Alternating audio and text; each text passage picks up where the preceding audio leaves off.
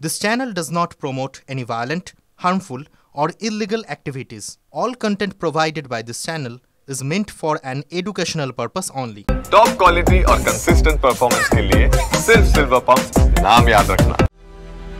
এই নিয়ে টানা 5 বছর বিনা বেতনেই কাজ করে যাচ্ছেন ভারতীয় ধনকুবের মুকেশ আম্বানি।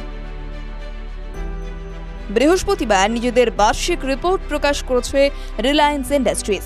সেখানেই এই তথ্য তুলে ধরেছে সংস্থার তরফে জানা গিয়েছে, করোনাকালীন সময় থেকে নিজের কাজের জন্য বেতন নেওয়া ছেড়েছিলেন আম্বানি।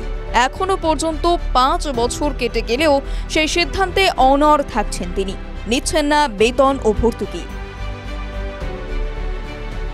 তবে এখন বেতন না নিলে এর আগে কত নিতেন জানেন? সংস্থার দেওয়া তথ্য অনুযায়ী অর্থবর্ষ 2009 থেকে অর্থবর্ষ 2020 সাল পর্যন্ত প্রতি বছর বেতন হিসেবে রিলায়েন্স ইন্ডাস্ট্রিজের থেকে 15 কোটি টাকা বেতন নিয়েছেন তিনি। তবে তার 3 সন্তান কিন্তু বিনা পয়সায় কাজ করার পক্ষপাতী নয়। ইকোনমিক টাইমসের প্রতিবেদন বলছে, 2023 সালে যখন রিলায়েন্সের বোর্ড অব ডিরেক্টরের নন এক্সিকিউটিভ ডিরেক্টর হিসেবে যোগ দিলেন ঈশা, আকাশ এবং অনন্ত আম্বানি, সেই সময় শুধুমাত্র এই বোর্ডের সদস্য হওয়ার জন্য 6 লক্ষ টাকা নেন তারা। এমনকি শেষ অর্থবর্ষে ওই বোর্ডের সদস্য হিসেবে বার্ষিকী 2.25 কোটি টাকা কমিশন নিয়েছে তারা।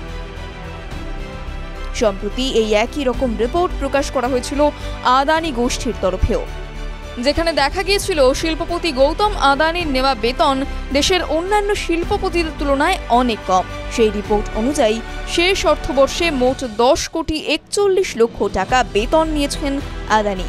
সেই নিরিখে তার সংস্থার কর্মী পেয়েছেন বেশি বেতন।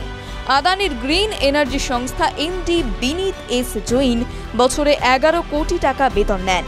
এই গোষ্ঠীর সিএফও নেন বছরে 10.4 কোটি টাকা।